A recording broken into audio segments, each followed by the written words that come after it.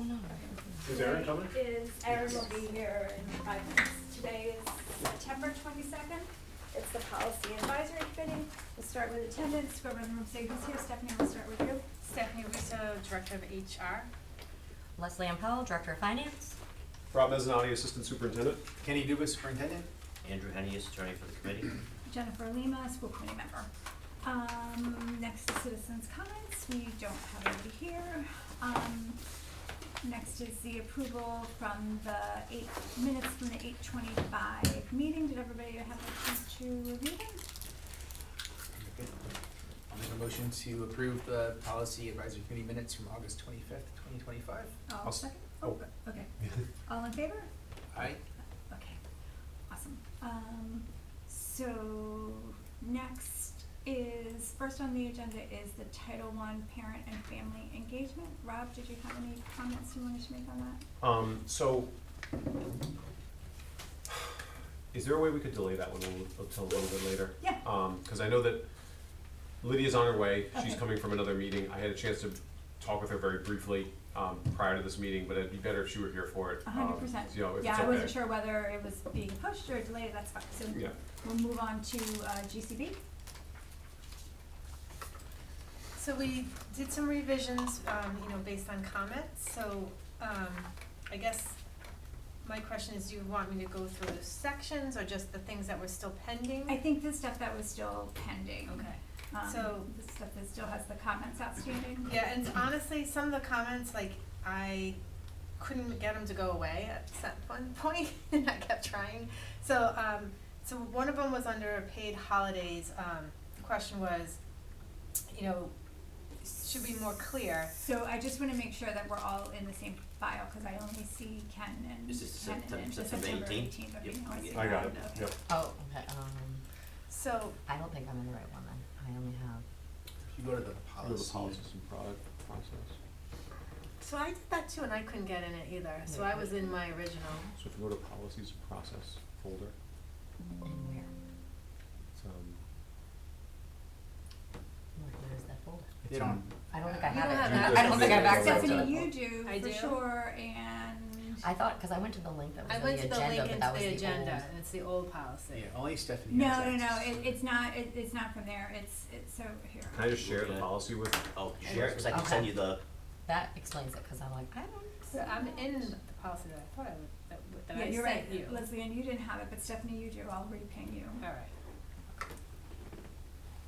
Okay. Okay, we'll go to the folder. I don't have this folder. What are we talking about? Okay. Okay, so which one is the policies and process? So you go to the GCB. Okay. It Alright. would be this, the most recent one, which is the September 2025 proposed. Did you send me an email, Jen? No, I just hit You the, see it? Sorry, my mouse is like super slow. Oh, that's it.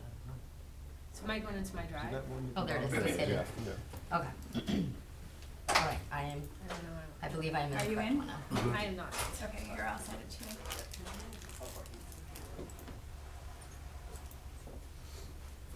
I was like, why are you saying this?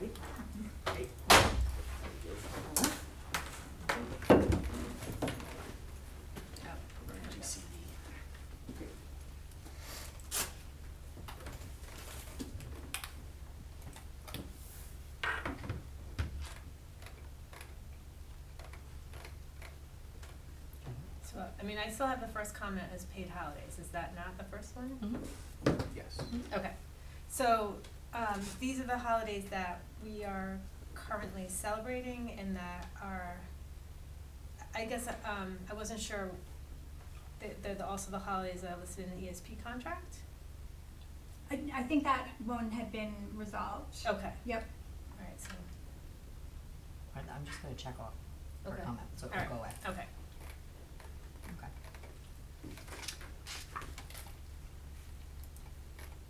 Alright, so I think the next one's under health and dental.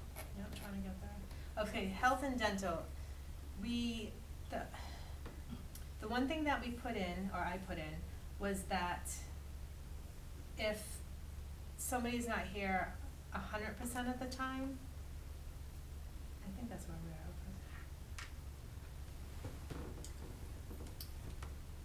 Yeah. So this would, Yeah. my question was, this had been added, this had not Yeah, been in the it prior had been draft. added because it's what the practice is, and when I reread it, I realized it wasn't in there, so if you're not full-time, so just like the teachers, if they're a .8 equivalent, they have to pay the difference between a .8 and a 1.0. So that was what was put in here, so, and it's the policy that we're following.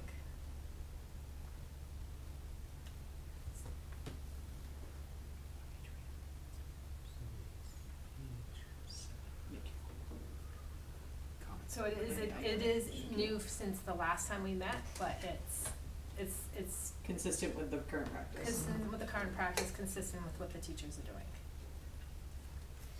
Jen, any concerns about that? No, or- I just wanted to clarify that Okay. that was an addition to this draft and had not been in the Yeah, prior draft. no, that's totally Yes. fine, I just wanted to make sure it Yeah. wasn't that and No. we have Okay. concerns about what was written. Alright, so let's move on. Okay, I'm gonna check that. My only other thing was that, I think is the language the same about the qualifying event and the,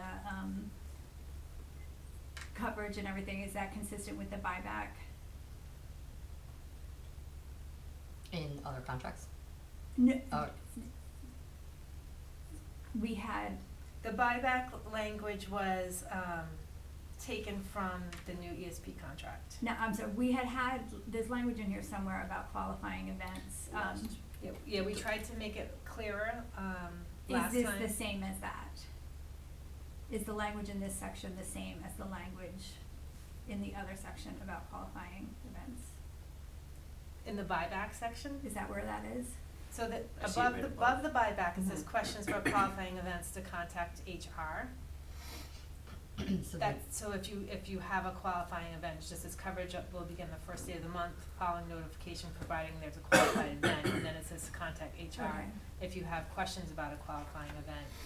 For buyback, if there's a qualifying event, I would think they would just still contact HR. We had decided last meeting that there's so many different types of qualified events to list them all. Okay, I think that maybe we should separate this paragraph, like this one paragraph here, all personnel employed less than full-time, and then I think the staff may enroll in healthcare benefits, that should be like its own paragraph, cause right now it's kinda lumped in with the,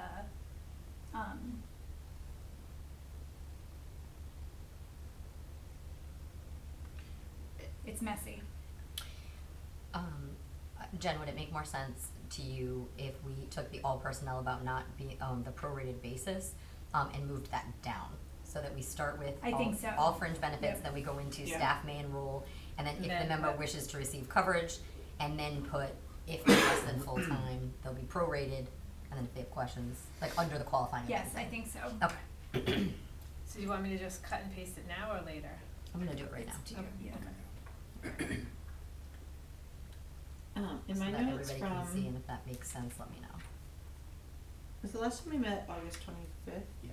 Alright, so in my notes from that, I didn't have the same note as you, Stephanie. I had that we needed to establish at least a list of qualifying events or like a link to like some sort of like document that pointed to qualifying events. We didn't wanna leave it just like open-ended, like I agree we can't list them all, Yeah. but like some sort of either, whether it's the insurance company's website or Ride's checking website. right now. Yeah, we had talked about it, we looked it up, but Yeah, I I don't mean- think it was to just leave it. Yeah, well, we have it as to, if you have questions to contact HR. Yeah, I wanted more than You that, is I wanted think more what I'm than that? saying. Yeah, like I want to give them some semblance of what that might be. Like we can do a like legally like phrase sentence of saying like there could be other things or there, you know, whatever, but I do think giving them some sort of, I'll email you the link that Blue Okay. Cross Blue Shield RI Sure. has on it to talk about qualifying events. And we Alright. can put it on the, employee services. yeah, and we don't have to put it in the policy, but maybe it could say like reference the HR website for the most Okay. up-to-date link, or, you know, like you just wanna point, I think, it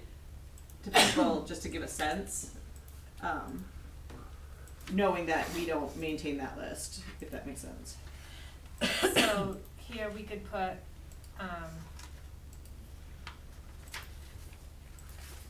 you know, I like that for questions, Yeah, like and then contact put- HR, But I think above that, we need Right. some sort of sentence that says, like, the most up-to-date list of qualifying events is, like, on the district website, or should be presented on the district website, or something like that, versus linking it. I don't wanna link it I in the thought we policy. said we 'cause were it gonna should- put it on the district website, Yeah. right, and say, see the district Yeah, yeah, website, yeah. and Okay. then if you have questions, Yeah, email HR, yeah. you're right. Okay. Okay. Or done 4 notes in that meeting, and that was one of them. I was like, I Alright. swear we wanted to be a little bit more So specific. most of update and qualifying events, we're gonna put it on the HR website. Okay. So should we, But I'm just gonna throw something out there. I don't think people are gonna go to the HR website to look for that. I think if they're gonna be looking for their anything around benefits, they go, isn't it the employee? ESS, the self-service. Yeah, self-service, where people go in, that's where you, each year for open enrollment, that's where you're going for information. so we could put the I would form put it there, there instead? yeah, Okay. not on the HR website. Yeah, wherever, Just- just somewhere, I just want it to, Yeah. like, You want it available. and the for policy business. is not procedure, right? So I think what I'm looking for in the policy is that, like, the district administration should direct people to where they can see a list of qualifying events. Like, it doesn't actually, I don't wanna blur the lines between procedure and whatever, but I do think it's important from a Yeah. policy standpoint to make sure that we be as transparent as possible with information to the Okay. employees. Sure. Cause that, I just typed something in, I don't know if people can see what I'm typing.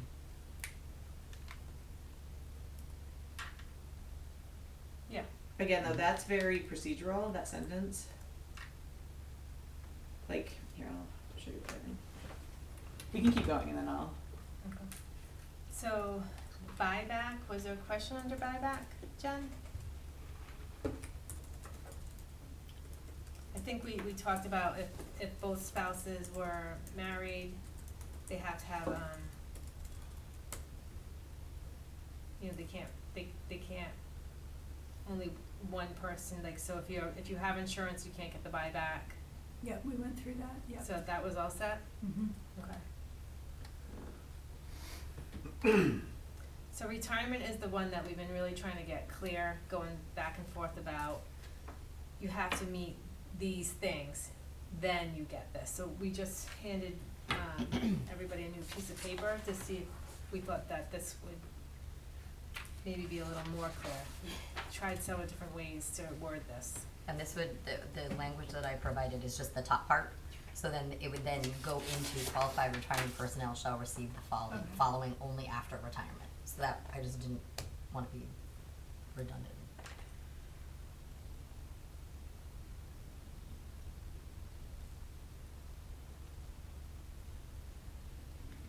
And just so that you know kind of where this new paragraph stemmed from is when I was working on the fiscal impact, as I was trying to type my assumptions, I was having a hard time making the assumptions fit that rule and have it make sense and not have it be something that somebody could try and work around. And so it kept sticking with me, and so that's when I came back to Stephanie, it was like, I really think we need to just spell it out as Okay. specific as possible, so that's where that kinda came from.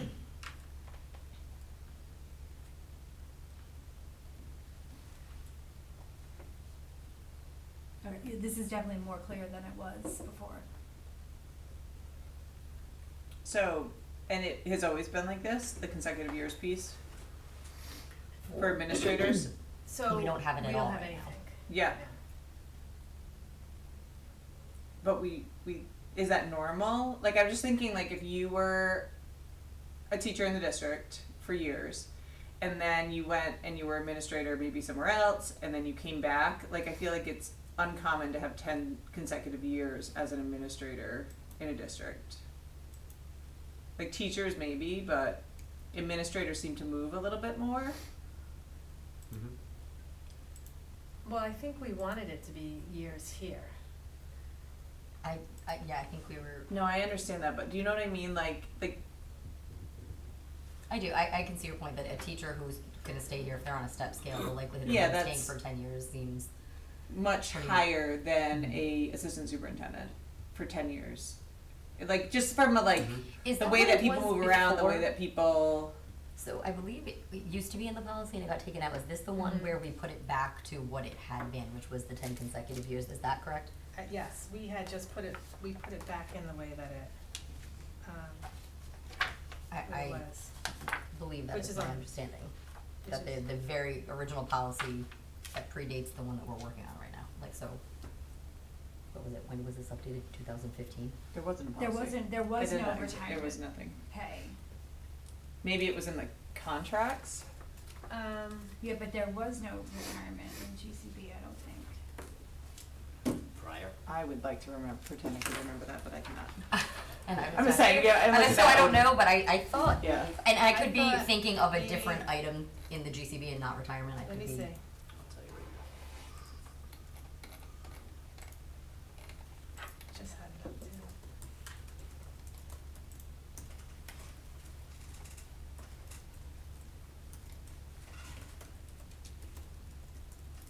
It was longevity, but let me see the other Or time. maybe I'm thinking longevity.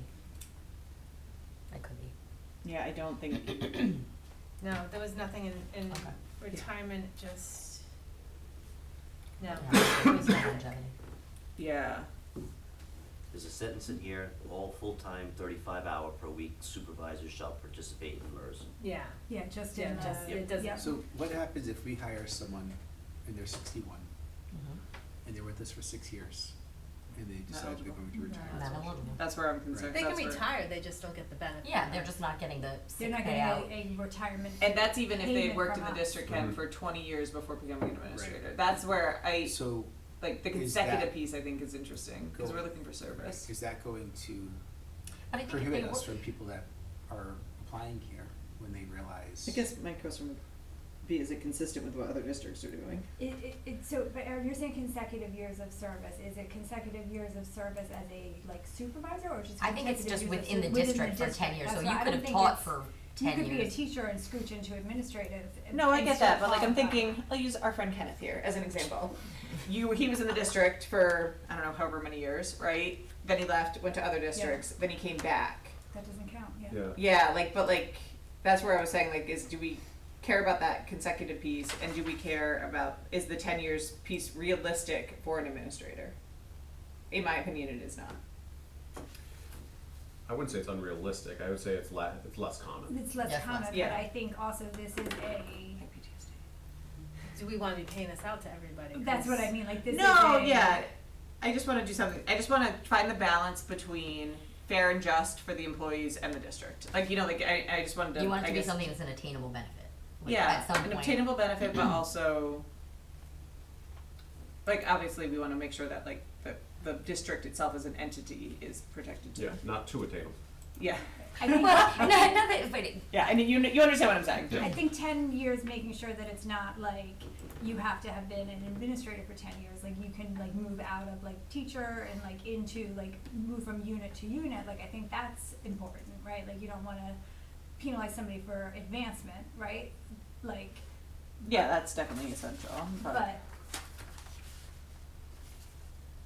I also wouldn't want to see like, people not come here. or no, people like leaving and then saying, oh, I had 8 years there before, I'm gonna come back and get my last 2 and sail on out with retirement pay. Mhm. No, they gotta be consecutive, right? I don't. If it doesn't say doesn't- I don't think I was. consecutive. I don't think I was. Then I don't think I was Exactly. advocating for that, Jen. I was advocating for maybe 5 consecutive years, or What if- or what if we like made I it- wasn't. That wasn't. I wasn't going that far. Right. I don't even know if I'm fully advocating it. I just wanted us to think through it. Like, I don't think, What about the length of like a normal contract? So if a normal contract for administrator is 3 years, we say successfully get through 2 terms of a contract, so 6 years. So you've been renewed twice. and In theory, you've been. Renewed once. renewed once. I think twice, and that's 9 years, And that which would be is 9 10, years. This right? is- Yeah, so, But if we're trying to match it to something that like makes sense and is logical in terms of For like a administrators. time frame for an Yeah. administrator, if you're on a 3-year contract, Look at other doing it in districts, I'll see increments it. I got is. nothing. For And again, that's assuming that we approve this as a benefit, like adding this. Yeah, I in. don't, you know what? They so need let's, policies. Yeah. I'm gonna propose we like agree with the language except for this and keep going to additional Yeah, yeah, financial and we can impact, even then put we'll this in circle and back. let the committee, Yeah. I just wanted to, cause it was new, and it was a newer thing, and it's a little bit different than the teachers, I just wanted to bring it up as a conversation point, like I said, I don't Yeah. actually have a 9, so it's 3 terms. Yeah. 3 contracts, that seems weird, Yeah, I would say- I'd say somebody in round 15 numbers years will be better. like, why'd they do that? Not to circle back, but I did put proposed language on page 7 in the comments for that other piece, to make it more policy sounding than procedure sounding. It's in, I put it as a comment, Leslie. Okay. So the next piece was. I think that's more policy E than email or blah, blah, blah. Are you okay with me putting that in then? I mean, I think it sounds okay. Are What you was okay it? with that? I scrolled down. The comment This from, comment, employees may reference the most current list of qualifying events for benefits, enrollment, or changes by accessing the employee self-serve.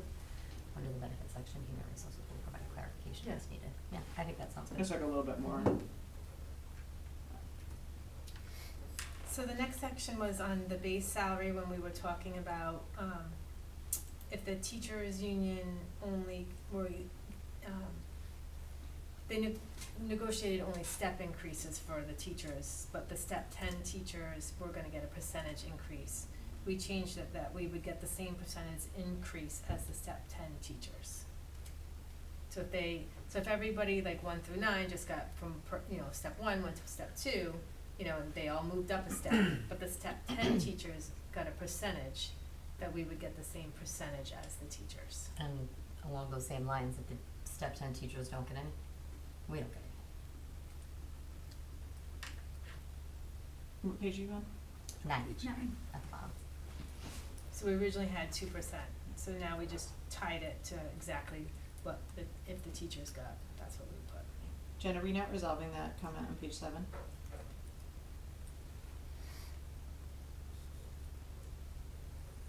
No, cause we said we were gonna go back there. SK doesn't cover it. They have a buyout for some sick time at retirement. Mm-hmm.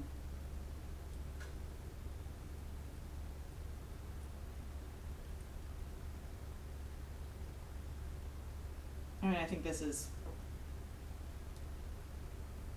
closer to what it should be versus like that, just a blanket percentage when possibly the teachers have not gotten something. Yeah, I don't think that one group should get an increase when another group's not.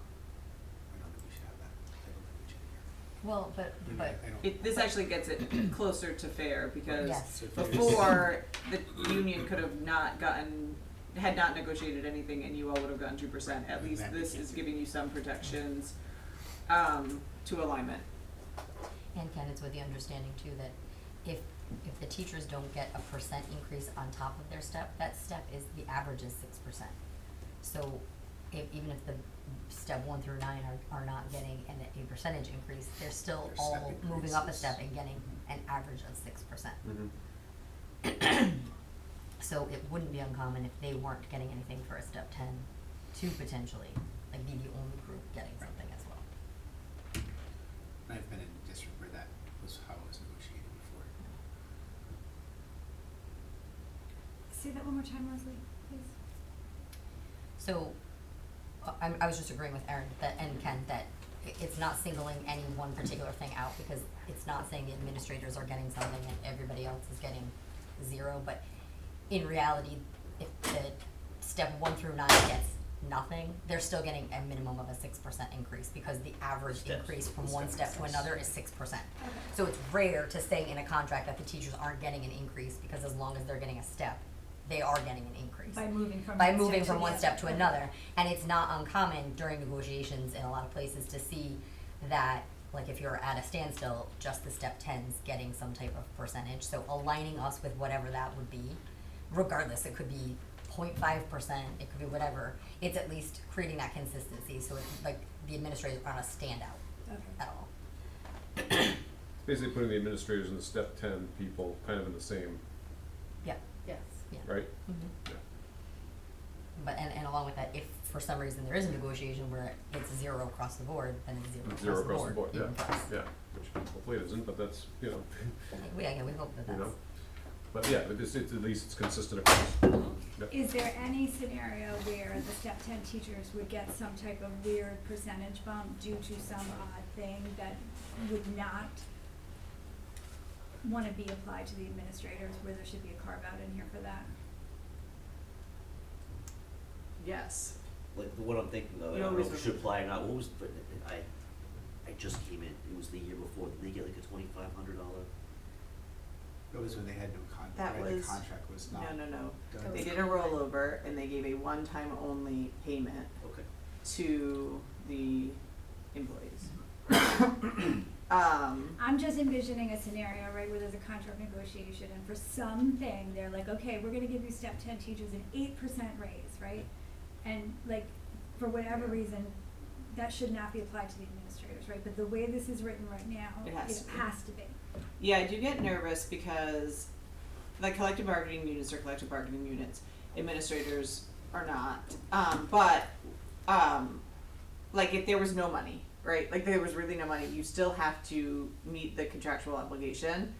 And so it doesn't, not that I wouldn't want the administrators to get like whatever, but like if there was literally no money, like you would not be paying out like whatever that union is that has that negotiated amount, and that makes me nervous. That's the only thing that makes me nervous about this is that, like, I understand the intent behind this and I agree with that and I support it, but this locks it in where, like, there is no wiggle room. So what if you put that the maximum percentage increase for this policy would be at a certain number? You put that in there. I mean, Not You're saying, not- I'm not not saying that exceeding. we would ever go this high, but like maybe like a not to exceed, like not to Right. exceed And I'm 5%, just 4%, thinking, like, whatever. in the current Unless we economy and take all full that, I don't know, sentence like, out. would we ever have a contract negotiation where we're going as high as 8%, right? And I just don't like to put like absolutes in because you lock yourself into it, you know what I mean? Because you say that today, but like you don't know what's gonna happen in the next.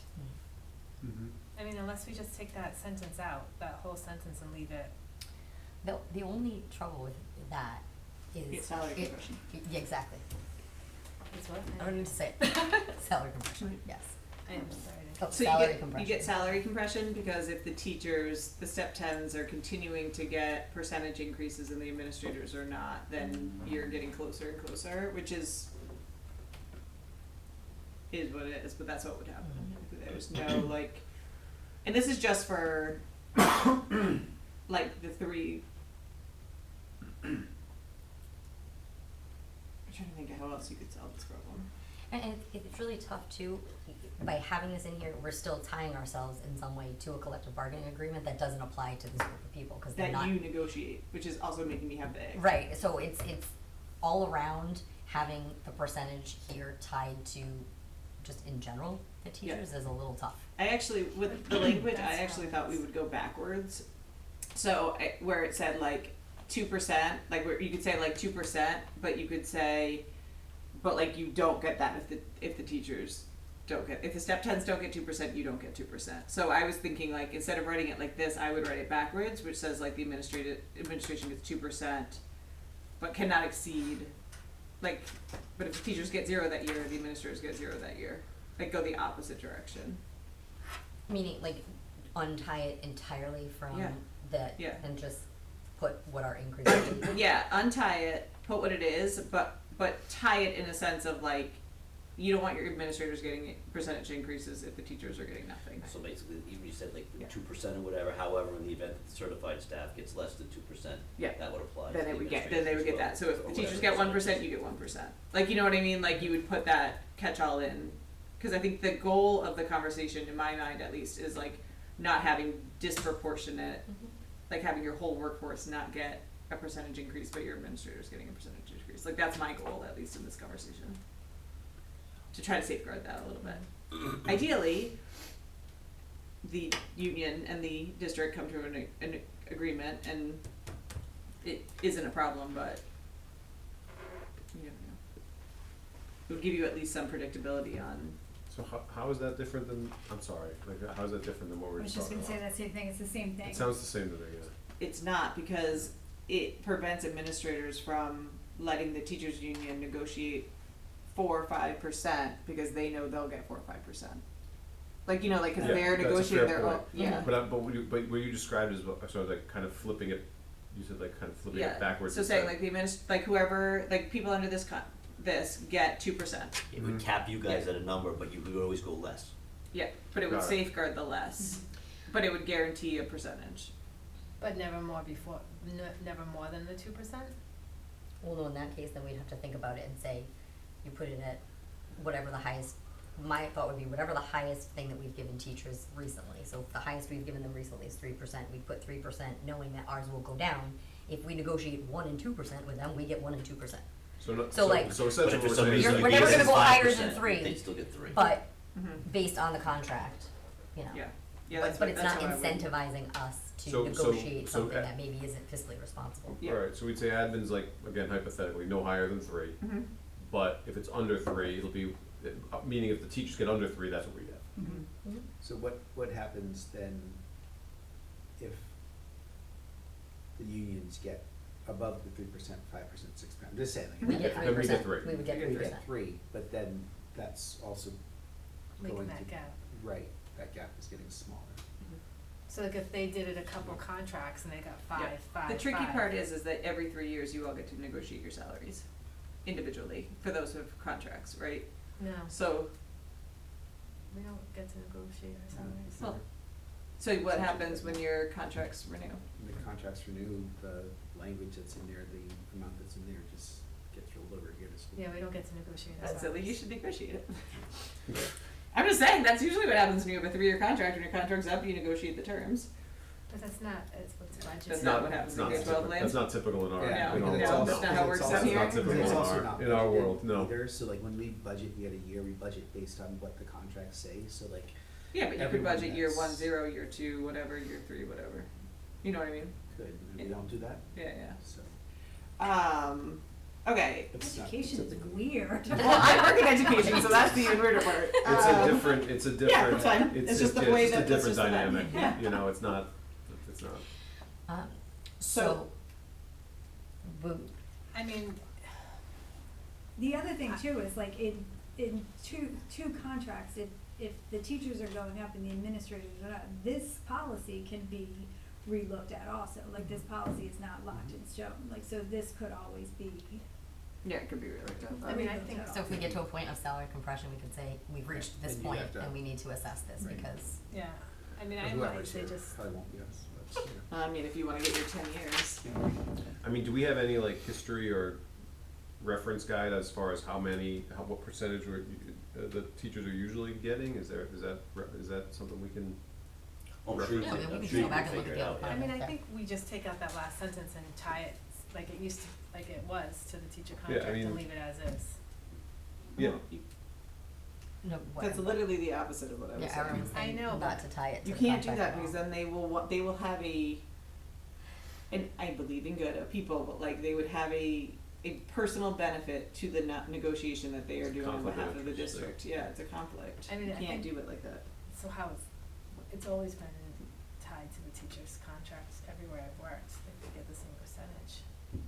I think if we say something where that GCB personnel will get 3% unless the Teachers get less. NEA and K Yeah, it's lower. are getting something lower, Yeah. then that's We, what you we get. also have to And then be- to Jen's point, if they get 5%, the administration could always ask for the Go back policy to- to be reviewed. You look at Yeah, it. and we also have to be mindful of the fact that like this policy covers a lot of different people. Yeah, there's Right. different. There's Yeah, a we're lot talking. of different people doing different things at different Yeah. levels under this than Well, and that's just- the tricky part It's too, not just because directors, you or have administrators. you have Yeah, folks that administrative should be assistants, probably more technicians. aligned with your educational support professionals contract, exactly. but they've always been tied to what your ESP contract is, and like that's where it gets a little tricky Right. as We don't well. wanna put language that then Yeah. inhibits them from getting a benefit too, so. Yeah. Okay, do we have any sort of consensus so we can move? I think we put something in there, is what we were talking about, that GCB personnel would get up to 3%. No, I think you have to Or- like say it's gonna be We will this get percent, 3% because then again, unless- who's making the decision every year of Oh, what that sure. percentage is So and. 3% unless a, negotiation with the NEA. I'm just comes in gonna less throw than this 3%. out there, so if we're saying that they get 3%, does that then leave exposure for negotiating the teacher contract? Mm-hmm. It will It work, may. and it's just, Yeah. it will happen. They'll in read that, reverse. as you already gave them. Yeah, every year you're getting 3%. No question. Yeah, No, but that's where it actually gives you protection though, because you'd say, no, if you get 2%, they get 2%. Exactly. If you get 1%, so that actually gives you They'd that, make the you know, argument, but you. they'd make the argument, but you would say, no, the language says that it'll get prorated to Yeah. whatever we all decide, so Yeah. it doesn't, it actually protects you in another way as well. They can't use that against So you. they wouldn't have to do that. Yep. How about this, employees would receive an annual salary increase of 3% unless the NEARI negotiated agreement for that fiscal year establishes a lower percentage increase. Yeah, in which case they should. At which case we would, Yeah, you would in get that which case increase. we match that.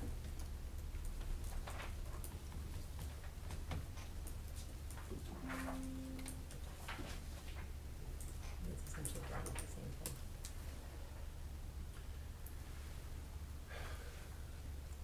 We can circle back on it too. Yeah, I mean, I understand everything everything we're talking about makes sense. You know, I just think it's important to make sure that some of the folks who are captured under this contract or under this policy understand, like, we understand the importance that they bring to our district. oh, 100%, Yeah. yeah. On a positive, if they could get in theory more percentage wise, They could. then like if we just did 2% with like a union, then they would be getting a percentage more than that stuff too. So it would work. If we said that it was 2%, like locked in, No, I'm saying, say this policy says 3%, but the teacher's contract only increased by 2%. Employees yeah, in but that category would. wouldn't it all scale down I in know it that would be case? 2%. No, right? we all get 2%. Yeah. Yeah, that's what I mean. So like, it's just one of those You things just where can't, yeah.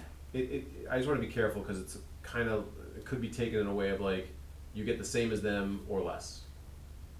Well, what has been happening? We Get get the whatever same they as get.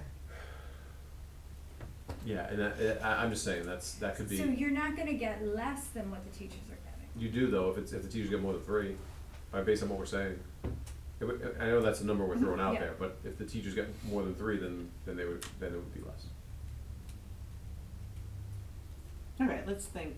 So what if there's something in there that says if the, Like you could put it language in this as like the Contracts. school committee could approve. right, Yeah.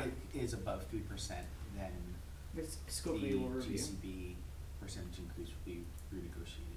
I wouldn't do that. I would say Be reviewed by the that the school school committee, committee so could, then the the school school committee committee could grant you the extra percentage. Yeah, and- Like I would do something like that to give it, cause what I'm trying to prevent is like that conflict of interest piece, but like the school committee doesn't have the conflict, so like if the teachers union gets 4%, then the superintendent could come to, like they could put a thing into the school committee asking for 4% for the administrators and anyone covered under GCB, so you could put in that language of like, in the case that it is not, then this is what would happen. Right. Yeah. Yeah, and I would say because I don't think you want it automatic, but you could get you wanna give people flexibility.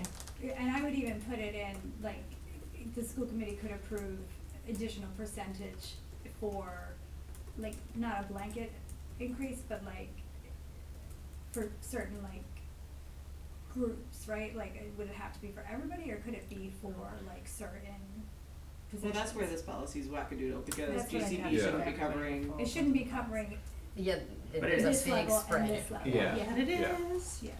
that's the tricky part. Right. You know. I do think, I agree with you. You're I right. think Yeah. it covers the basis by saying if the school committee reserves the right to, Here. make adjustments as they see fit. Yeah. Yeah, and I understand the conflict of interest piece 100%. Yeah. It's just one of those things where there's folks who wouldn't be part of the negotiations here. Yeah, you know? no, and I appreciate your advocacy Yeah. there, and I think having a school committee approval of Yeah. an additional percentage takes that Mhm. away. Alright, I just put language in the comment. Yep, hold on, nice. Did you put it in? Hold on, I'm It's in a comment. Hold on, no, there's new. So I put, after the sentence that I wrote first, I wrote, the school committee could approve an increase, above the negotiated or standard percentage at its discretion. Something like that. No, that covers it. And things which, Yeah. Well, and it's also pointing out that it could approve an increase, so Yeah, that you don't that's have employees discretion. worrying that the school committee could at one time say, you're getting zero now this Which year, was cause that would salary be increase of something that I 3% think less employees than might get the nervous about, that Yeah. it could be like a budget cut or something, so. establishing a lower percentage. Could approve an increase above. the Should we say negotiated. increase for GCB employees? The whole, everything under this policy is covered for I just know, UCB but- employees. Yeah, but you Because should we are probably, talking about. NEARI, we should link it to the teachers too, because they also have your non-cert, right? Maybe. They also what? So you're, NEARI, Well, your if I should- non-certified staff if is we- NEA also, right? Right, but we could put, No, well, oh yeah, put, Yeah, it- put NEA, NEA okay, and K, yeah. Yeah, there you just go. the teachers, yeah, okay. and then, The school committee could approve an NKSD increase is above the different. negotiated percentage at its discretion. I'm not wedded to language. would we but I just say could do- standard, cause we're not it's not negotiated in this, it's just the standard, we're writing what the percentage is in here. I was saying negotiated in context to negotiated by NEA and K. Like that's the Okay. negotiated I was referring Right. to, Mhm. but we could clarify that if that's not clear. Like I'm saying, they could approve an increase above the oh, actually, no, wait. I lied, you could do it the standard percentage. Yeah, you could just do it as simple as that, because then it, like the standard percentage to percent, the school committee could make it 4%. Yeah. Do you wanna move on? So, I I'm gonna think put that in. Mhm. the next section was, on merit, What about longevity? right? Oh, did I skip longevity? Longevity, I think we just discussed about the amount and the years of service, and we did look at I looked at the teacher contract, I looked at the ESP contract, and we just felt that those amounts that were this was what was in the 2010 amendment, seems still valid, you know, so we decided that we weren't gonna increase or decrease the amounts. Okay. And the fiscal impact that you received did have everything updated, so that we had like a true reflection of what longevity was, cause I know the last time I had kind of approximated, but Yep. I went through with years of service and looked at who would hit it at Yep. certain points, so. Were there any questions on longevity? Probably when we get to the fiscal impact part, but Okay. not on the Okay. language. So then on merit, instead of giving amounts that would be for this year, we changed it to a percentage. And then Leslie did the impact on that.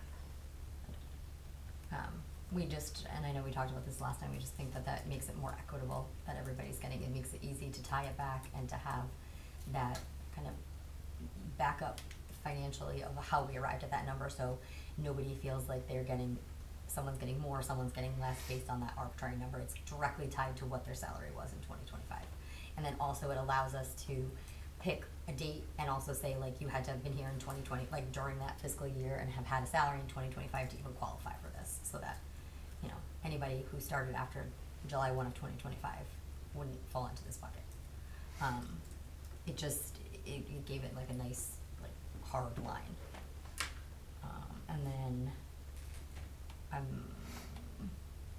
when you said after July 1st, this already happened, Yeah, I know that we had just talked about retroing it back to July 1st, so that's why I didn't change the date, but, I mean, yes, So no one got anything on July 1 as it stands right now? and nobody would, they would have gotten their Nobody would. merit for 24-25, which was in 24-25 budget. It gets paid out in the summer and it gets booked back to the appropriate year. And they haven't gotten that yet? And they wouldn't get what's in our budget now for fiscal 26, So so the this, end of- this money, they would get it in July of Next year. 26. I think we should change that though, because I know we talked about making it retroactive, but I don't think we should be approving something that says that we paid something out that we didn't. Right, cause this actually says on July 1st, 25, we would be adding into their base pay, and that did not. No, so we No. would have to say a one-time payment would be done, this would be made retroactive to July, No. July Yeah. 1st. No. no. I think your ship has sailed on that one. That's not in our current budget. Yes, it is. So the money for Yes, this. it is. No, it is. It is in our current budget. What is here is tied to what is in the fiscal 26 budget for July. It is in our budget. Because this payment is being made on what would be the merit payment that gets paid out Because we next summer. couldn't take the merit pay out of the budget because we didn't have a policy approved without merit pay, so the merit pay. Right, had so to the stay. merit pay, as it is in its current form in GCB, is in our fiscal '26 budget. And that would get paid next summer. This money, instead of paying out merit pay at the end of fiscal '26, would be applied to this payment. So there'd be no merit pay paid out next summer, and those dollars would be used to finance this money. I think I'm still stuck on the fact that we're saying we're doing it on July 1st, and. Well, we would No. have to say it's gonna be retroactive. Right, July 1st is going by, but if we decided to do this method, it would be retroactive. And it goes on your base though, right? It honestly, the date really doesn't matter, Matter. cause it's happening in '26, because everybody, on July 1st, everybody got their normal contractual raise, which was the 3%. This was getting added after that, so they weren't getting a raise on this extra money, essentially. Okay. So it doesn't really matter because it's a flat, like, base pay. We're gonna adjust their pay throughout the year so that they're getting the right amount of money by the end of the year. Okay. So really, the whole retroactive piece, I don't really even, we could just say a So you one-time could- payment would be made in fiscal could year take out the '26. date. Okay. Yeah. Does that make sense? Oh, That makes more sense. okay. Okay. Do you wanna fix that? Or you want me to do it? Like, so a one-time. Yeah, so one-time amount.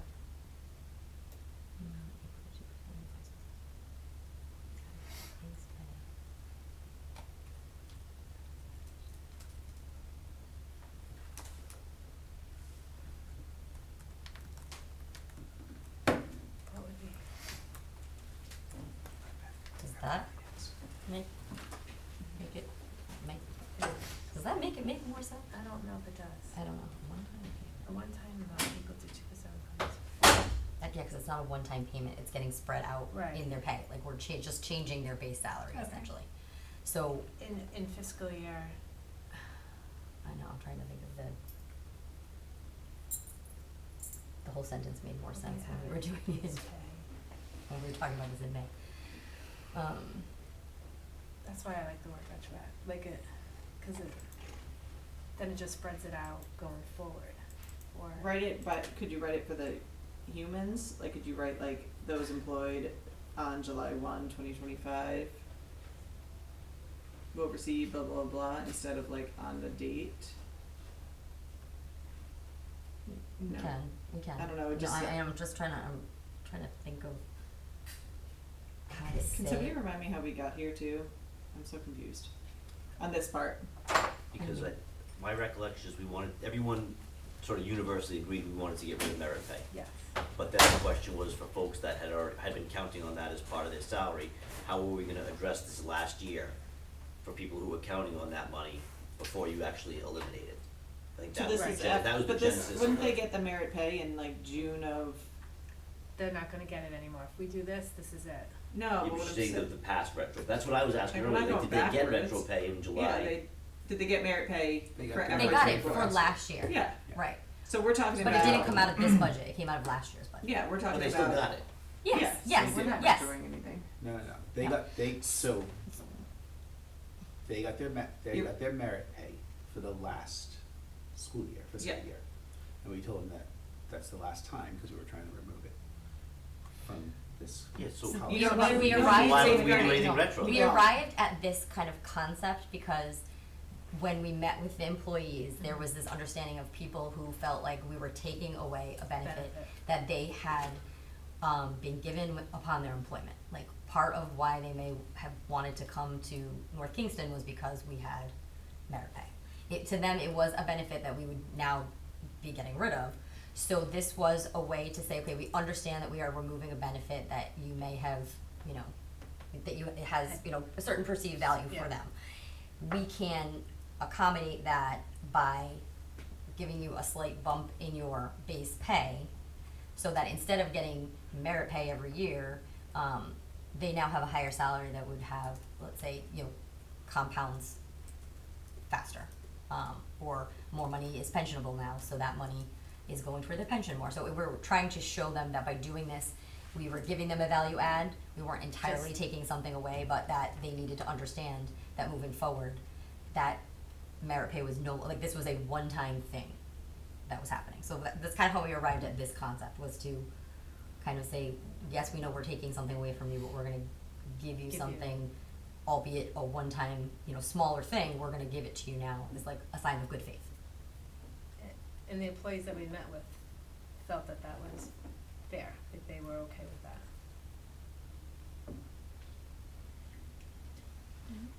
I'm beating a dead horse here, Yeah, I it's apologize, okay. but I'm just confused in the time, so under the old language, Yes. you guys have a chunk of money, whatever Mhm. that is, superintendent makes determinations as to who gets merit pay, Yeah, and they got and that it. money is given when? That money In like is in given July July. of the And for that the happened prior this fiscal past year. July? Yeah, it did. Well, Yes. it happened when I came back. But So I there's, was- yeah, well, it that- did okay. so happen. you have to But remember, that's- we were writing this policy pre that happening, right? So I think the intent of this language was that we didn't want them to be expecting to get that merit pay in June and then not get it in June. But because this policy is taking 1,000 years to write, we have passed through that moment, they got it. And it sounds like Ken communicated to them that they will not be receiving their merit pay for this fiscal year. Yes or no? My understanding when I was working on this was that it was always for fiscal '26, that's why it says at the top, you'll get your 24-25 merit pay, like that would happen, we're not taking that away. They got it. Right, and Yeah, then, that doesn't and need then to the be in there. 2% was getting rid of the 26 merit pay, the 25-26. So I never was going at this Well, then as- that first sentence just needs to go away. The 24-25 sentence needs to go Yes, away. because now that's happened, we they are, received Right. the it. ship has sailed on that one. Yes, yes. Right, so we could get rid of that sentence. So the two sentences, take that Here. off. Yeah, the first two sentences. Right, so Yeah. it should actually then start with, after July 1, 2025, not payment, so after July 1 of 2025, merit pay will not be offered to personnel under this policy, and then a one-time One-time payment for payment. this would be equal. Again, Switch the if order. it were something that was approved. That would be only for employees who had been Employee. employed on such, On July 1st, 2025. okay, we should put that in there. Why? Because we were using their salary from 2025 as the benchmark for it. Yeah, but so unless you've been here for one full year, you're not eligible for merit pay. Is it in the old policy? The old policy did have a cut if you had to be here before a certain date or you didn't It qualify. should be consistent. So I think, Someone look it up. So, well, it the wasn't in other, policy. well, Didn't say it, I what? don't think. I don't think that was in the policy. Type it up. Well, I Like don't- the date, I think that was. Again, well, that's what we practice, and I Yeah. don't know if it was in the policy. It's not. And if I'm remembering our conversations correctly, part of that was because, again, it was with the intent of we were working toward getting this taken out, so anybody new hired was going in with the impression that this was, merit pay was not going to be part of the Okay, benefits package. yeah, but today's September 22nd, so in theory, So just so I can understand, so if someone Yeah. started 2 weeks ago and we offered them a salary and we said, this is your salary, we're gonna now increase it by I don't know, that's what I 2% of a That- that's what I'm trying but I'm to saying, avoid. Yeah, we well, wouldn't do that. but they Yeah. didn't have a salary in 2025, so there's no percentage for us to take. There's nothing So- in But the policy. technically, the There's nothing. policy as it exists, they would be, well, technically. yeah, but Jen's saying sorry, Andrew's saying that it is not in there. So in theory, if the superintendent decided, No, the current policy. It just says evaluations on merit, it doesn't, It says will range from 0 to 3. Yeah. it doesn't say depending on when you are yeah, hired so or the anything superintendent like could that. say, hey, you haven't been here for a year, you get Yeah. 0. But they could also say, hey, you did a really good job, Right. The last you got 2 months, 3%. so you That's get- why I Yeah. think we need to mark it out in this, that this And we payment were is operating under only- the guys, cause there were people last year that we literally did not get it because we said they didn't qualify because they hadn't started by a certain date. Right, like if they started in May and you're paying this out in July, they haven't been here long enough to, so they do. That's and I not- want- and it was that's- like a that's- f- a that could be a fall. decision a superintendent could make, yes. So, I mean, yes, but I was under the impression, again, not having been involved in it, that was because that was part of a policy, not realizing that it's not. Most certainly not. No, it's not. But it's at the discretion of the superintendent, so we're not in violation of said No, policy, right. it's just whatever they would decide to do. Okay, can we move on? What are we doing? We need to look at the fiscal impact statement and. No, I know, but like for this one piece, have we made a decision, because it still is wacky in my brain? Like, are we all in agreement that they should be getting 2% for FY 26? I feel like that's why we need to look at the fiscal impact Alright. statement. And that was the last question that was, There's longevity in this before too. That's That was definitely taken part out. of the fiscal impact Yeah. statement, yeah. Mhm. So do you want, Where's the fiscal impact statement? Is it in my folder somewhere? It's so emailed. Ken Ken emailed emailed it Emailed it on On Saturday.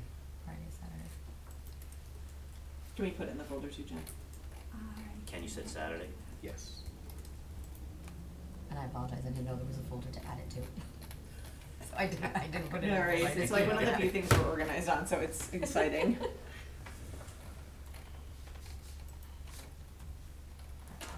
pull it up on the screen so I can actually see it, it's so tiny. Okay. So based on at our last conversation, there were a couple of things that we had wanted to see. So we had wanted to look at, so my understanding was we had kind of settled on the 2%, so I left that information as is, but what I did go in and do, and again, I was basing it off of the 2025 and that whole after July 1st thing, so I took out individuals or any of the vacant places where there wouldn't be someone who was eligible, and at the time, we didn't even have, there were 2 spaces where it didn't have people in it anyway, all I did was clean it up and take those out. And then that plus the fringe benefits of everything that would now be applicable because it's pensionable, it would be part of the salary. And we have the total of what it would be for us to add that to everyone's base. So the fiscal impact for that would be the 91,343. And just so that I understand, that would be the amount that we would basically be adding to everybody's base salary as part of this policy, correct? Yes, so we just take like the first line, the person is, as of 6/30/2025, let's say they made 102, they got their standard 3% raise already, so then that 2,040 would be added to their 2026 salary right now. Okay. Okay. But we were basing that number off their 2025 Okay. salary. And then those are the fringes that would come with just adding that particular amount. So to do that part of the policy that we're just talking about would cost us 91,343 Yes. in with- this fiscal year. In this fiscal year, which Yep. is currently budgeted under merit pay. Okay. In the budget, we have 87,016 budgeted for the merit pay itself because we budgeted merit pay at 2%. Okay. And then we had the fringe, which the fringe is less because different parts of it, it's not all pensionable because it's a payout as opposed to added to the salary. But because we have employees who have left that now left a gap, we have enough in the budget to cover that offset. So what was budgeted as a merit pay payout would cover the fiscal impact of the offset. The difference though is that merit is a one-time thing and doesn't get added to their salary, whereas this amount is gonna roll. Right, so it's gonna keep rolling. Okay. And so, we can look at it, if we're looking at it just from the straight fiscal point, if we say, well, we told you last year that was gonna be your last merit pay, and we don't want it to compound, and we don't wanna have to now look at, in future budgets, now all of our base salaries are going to be 2% higher. Or not 2%, but, they were gonna compound each year based on that now higher, instead of it being 103, they're gonna be based off of 105. Why is it just a one-time payment? Why are we adding to the base? We'd be better off giving people merit. It comes out, For well, one more time. in this instance, it comes out For to equal- compounding over long term. Exactly, so that's what we were trying, by adding it to the base, we were trying to say, you're not getting your merit pay, but it's compounding, so you're getting a benefit in that. So do I have the fiscal impact for what that's gonna do for 10 years? Or like 5 years? You know what I mean? Like that's. Right. You're not gonna like that? No, I don't ever like adding money to anything. The worst thing that you can do for not spending a lot of money is add to the base. Like that's where the merit I think is beneficial because to the district, because it allows us to give money to employees in merit, i.e. those who are doing well, but not add to the base. And if you add something to the base, like long term, that's probably not going to wash out. And I honestly think that people probably would prefer to keep the merit. But I know that part of it is we struggle with the merit. I think there needs to be clear definitions on how it's I'm not advocating Done. for the merit, just for the record. I No, was but just- I'm financially, from a nervous about fiscal, like, if adding- you were to say, Leslie, fiscal impact, what's better? Merit pay is better. But I Merit pay think- is better long-term, hands down. I think we were trying to find a way to take away a benefit that people thought that they were going to get when they were hired and make it acceptable to them. So we're not gonna do this any longer, but we'll do this one time, but I know it does compound, so. Yeah, one time's different than add to your base. Right, well, the other option Or is you just say do you're not one getting time. merit, we're gonna give everybody a one-time payment, and we have this amount of money budgeted, and everybody's gonna get 2%. 2%, and And that's what then you're it gonna get, doesn't- and then it's done, and And it's it there's doesn't get nothing added to moving base, forward. it could just be a one-time payment and then it's done. And then that's it.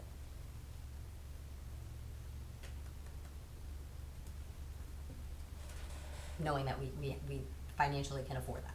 We can say, everybody, as of, if you were here as of July 1, you'll get this one-time payment. Consider it merit. And then we don't have it, or we keep merit as is and we don't change the contract at all. I'm gonna defer to, It's not contract. direct- I mean, policy. I'm gonna defer to policy, but that, I'm gonna need an opportunity. wait, I don't, So the, it's gonna go everywhere, I can hear it. everyone was made aware that we were getting rid of merit I know, but through this figure out entire the policy. process, that merit was going away after fiscal year 26. I know through the conversations, and this started a while ago, that we were looking at, we're taking away a benefit from the policy for all of these GCB employees, but looking for a way to put in a benefit to replace that.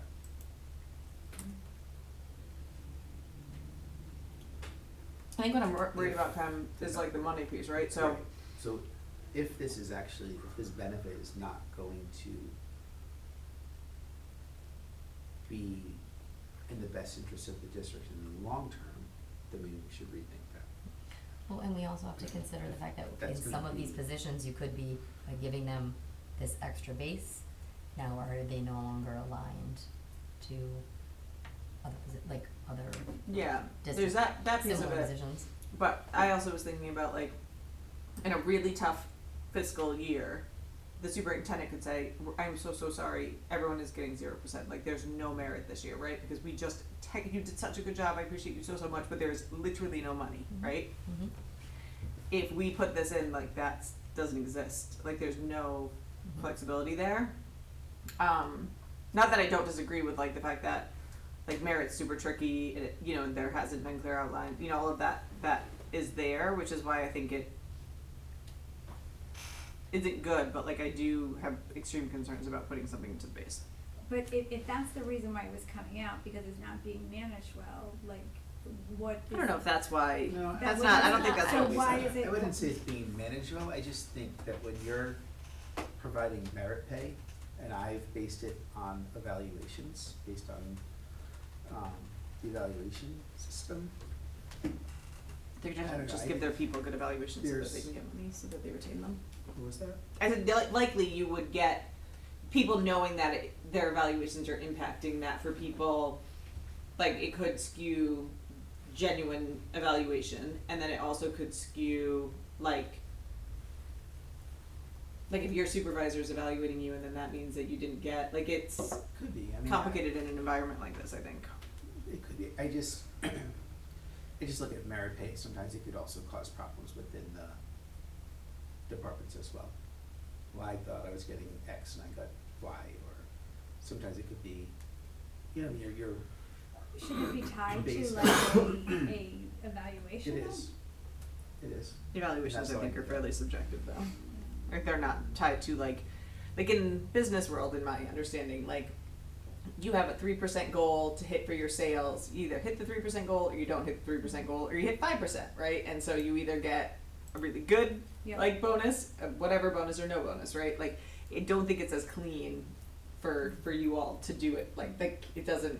There's not a lot of quantifiable metrics, so it's very subjective, I would imagine, in how you would be. But, yeah, and I basically, within this, over the past 2 years, looked at you're either, if you're proficient, you're getting 2%, if you come out above proficient, you're 3%, and if you come out below proficient, you get nothing. Because if you can't do your job, then you're not getting that. And That seems reasonable so to me, I mean, that's what it peop- is that's basically merit, what right? people I mean, got, it's, and they're, you know, You either got 0%, you got 2 for coming out proficient, or you got a 3 because your evaluations came Yeah. above. Meet, succeeds, So- D's improvement, right? Yeah, I mean, that's how I based it. yeah. I think that's reasonable. So.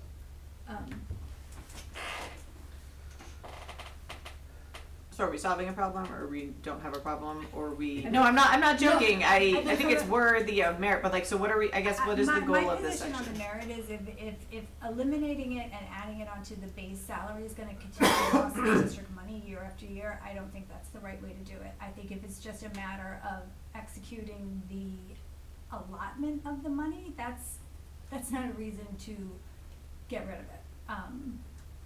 And my vote would be to maintain it and have a system to distribute it. That's my vote. Maintain it and have a system Like to keep distribute the it. keep merit, and like Ken just said, right, like if you meet, you get, if you exceed, or you don't, like that's Just pretty continue what I've been doing. cut and dry. Based on, And some years, based on finances, there may be none, right? Like merit to me is merit, like that's not your increase, it is bonus money, Yeah. for lack of a better term, Yeah. right? So Yeah. if things go well, you get it, but there should be no expectation that it is It's like coming. 80 grand. Flat without benefit, 87. Yeah. Yeah. I'm just thinking too, Jen. Like, from my understanding, merit is very unusual for like K-12 districts. Like I just asked Andrew, like, do you know of any other district that does this? And the answer was no. And so, as much as I want to maintain our administrators, and I want to, like, I would I'm not saying this because I don't think merit's good, because I think it helps you retain folks. Like, you're also tying up essentially 90K of your budget every single year, like, with this policy, basically. Like, so that's just something to think about, of like that piece of it. And it's actually more, to be honest. Yeah. Because typically in a budget, it can be 0 to 3%. So you would typically budget have at to do- 3%. you have to budget at You budget 3% for after. 3%. During our negotiations, when we were, not negotiations, our budget conversations, we were talking about areas where we could reduce. We made the decision to put our budget at 2%, saying, no matter what, even if you do great in fiscal 26, the most you can get is 2%. Like, that was the Well, that's conversation not true. Some people could get 3%, but then that would just mean other people would have to get 0. Well, In theory. in theory, we set everybody at 2%, Yeah. and with the understanding, Kenny and I had this conversation of, this is our budget of money this year. You So when we're- reduce the amount that was Right. held in that area. Correct. So in some years, merit could be, 110,000. If we're budgeting everybody and everybody gets a 3, it could be that high. But right. But if we do this, we've now committed $80,000 a year plus for the next presumptive years. Versus having that lever to pull. Well, no, because 0 is 0. Or you get rid of the Budgeted entire- versus right. expenses is very Right. different. Mhm. You should be budgeting to that, Right. to the policy, but you don't have to expend the policy. Right. Well, that's my point, like if you keep it in the policy, you don't have to spend it, but if you get rid of it and you add it to everybody's salary. You are paying, correct. Yeah, you're in. Yep, You absolutely. have budgeted it and you are paying it. And I will say in both, and correct me if I'm wrong on this, like I think, this came out of the thought, especially during budget time, like, did it make sense to have merit? Like, should we be having it? Is it fair that GCB has merit and the other ones don't? So I think there was the question of, should we be continuing with this? And if we get rid of it, what are the options? What can we do? So it's not, I don't think this was anything that we were like set in stone, we wanted to do this. This is a suggestion of an alternative if we in fact get rid of this benefit that we have. But that's not to say that if Kenny sits here and says, I think that we can make, if the committee is all in agreement and everyone says, yes, we think we should keep merit, but we're gonna operate under a different kind of methodology with how we do it, then we at least have a much clearer number year over year. Or we pay it out one more year, because we didn't last year, and then we're done, right? So like fiscal, you say, like this year, at the end of the year, Kenny would do his normal merit, everyone would get it, and then it's, Or everybody gets this 2% at the end of the year, and then that's it. okay. And we would do it at the end of the year as if it were Mhm. merit. Okay. Those are your choices. I There is a multitude defer of to you them. because honestly, the onus falls on you really to maintain this and do this, so. So I mean, yeah, I mean, we could do it that way, where there's 2%, we can look at it, and either it's done through merit like evaluation. And at that rate, people will be looking at either people getting 1% or 2%, or just giving 2% out to everybody. Seeing that's cost. And then would we continue it year over year? Right, we want to pick one right now. I mean, you don't have to do it right now, but if you wanna No, move but, it, alright, like, so if I would do that, I would say yeah. then just keep it, if it's last year, just keep it at the 2%, everyone gets 2% at the end of the year, and then it's gone. Right, so that 2%. I don't know if No, you're that's what I'm budgeted- asking you, like, do you want it gone? Do you want it? Or do you wanna continue it as a benefit in Continue here? the merit We pay? just, yes, we just manage it differently. Alright, and- option A, you keep merit. Mhm. Option B, you give everyone, you keep merit forever. Option B is you keep merit just for this fiscal year. Option C is you give everyone 2% this fiscal year, regardless of merit. And then option D is you, like, can just literally remove it from, like, this does not have to have anything in it. The And, contract doesn't and have our to have budget anything has in it. just Yep. gained $96,000. Yep. I mean, think about it. Alright, think about it, and then whatever you decide, write in that section. Okay. So then, And again, like, just to be clear, like, I am very supportive of wanting to, like, support good work, support administrators. I would not be able to vote yes for a base 2% increase. Like, that's just me, and I'm only one vote, but that would be my no. Is that your option C that you just said? I don't think that was in any of those options. I don't think it was Wasn't an it option. 2% is one I thought. 2% was like just a straight 2%, like a 2%, but not on the base. Not adding to Like, the you would base. just get 2% 1 year. Like at the and end of then- the year. But like, you I said would, that I it would, was- so I would be able to Just support watch any of the those percent on options, the but base. I would not be able to support a base increase. That makes me really nervous. so,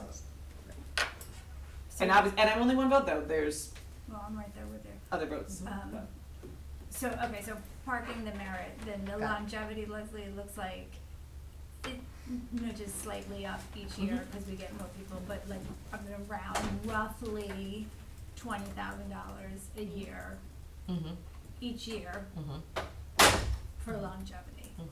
And that's not a benefit that they currently have. Correct. It was a prior benefit Correct. that had come out, and now it's a proposal to give it back. Yes, Yes. yes.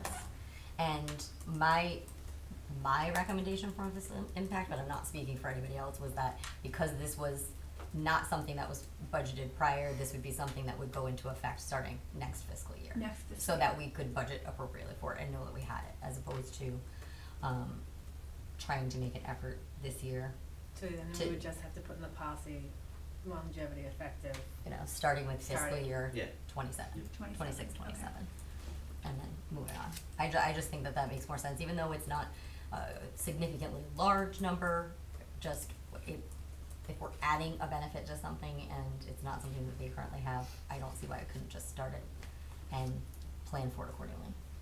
And looking out on the horizon for retirement payouts, it looks like short-term, it's 30,000 roughly between sick per diem and retirement payout, right? So it was 15.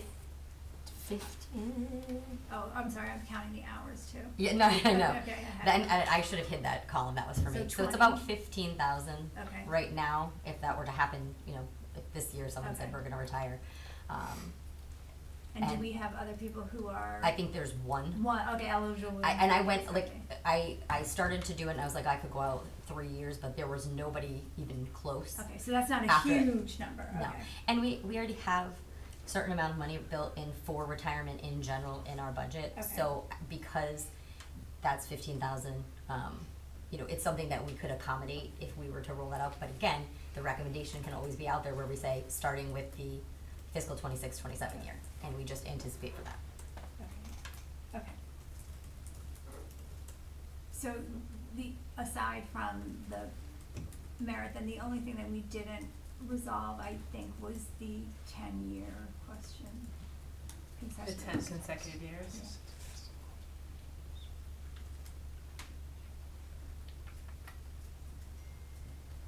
Just leave that for, it's fine. Huh?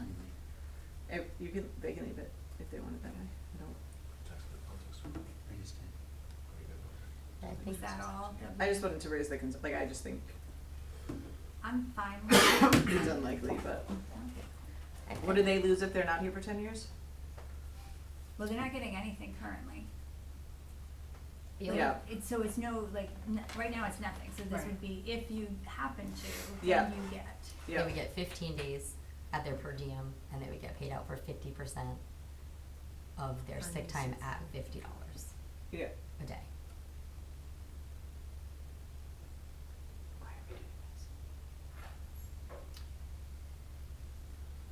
Why are we doing Oh, this? I'm Is sorry. what I whispered. That's okay.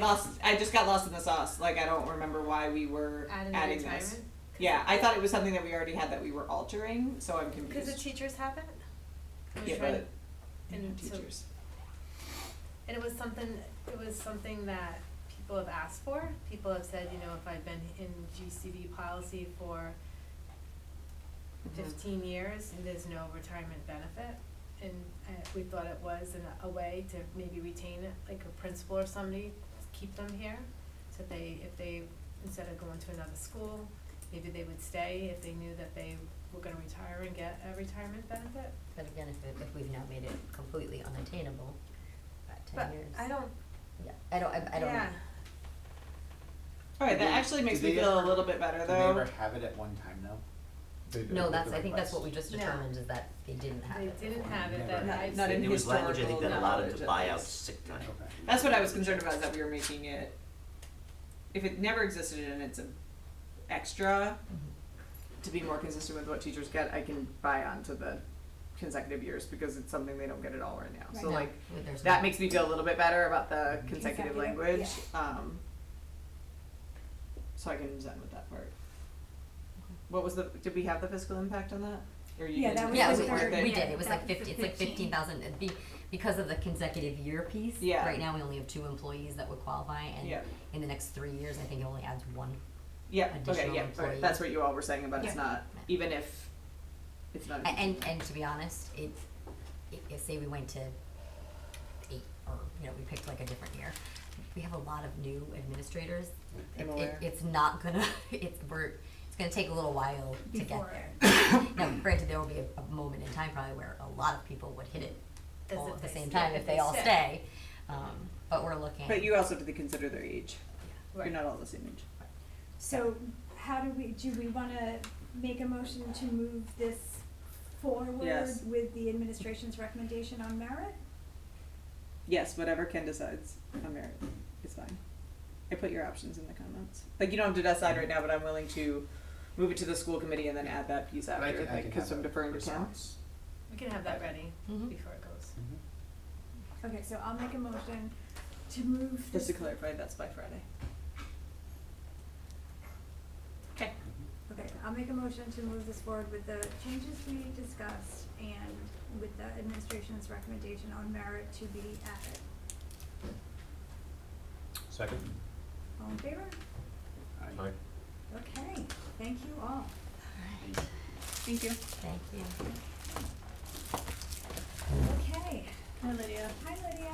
Oh, Lydia's like taking a nap right now, so back there. I'm She was jealous. so quiet, I forgot she was Lydia, we have candy I'm- over I'm- here. I'm plugged in because these things don't hold the battery charge for very long. so Yep, I noted for should Chaz, go. noted.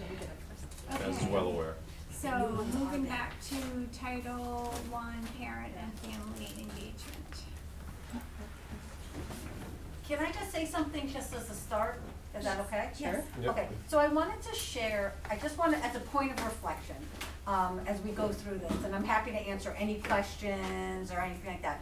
But the Title I Parent and Family Engagement Policy is one that is supposed to be reviewed and updated annually. It's not like a, set it and forget it kind of like thing. So I just want that to be, as we have a conversation about it, just to keep in mind that it's a working document, it might not be perfect, and as I review it with families as part of our annual parent and family engagement activities, there will be tweaks and so forth. I just wanted that to be, Is that to a be sure. new thing that it's supposed to be reviewed annually? No.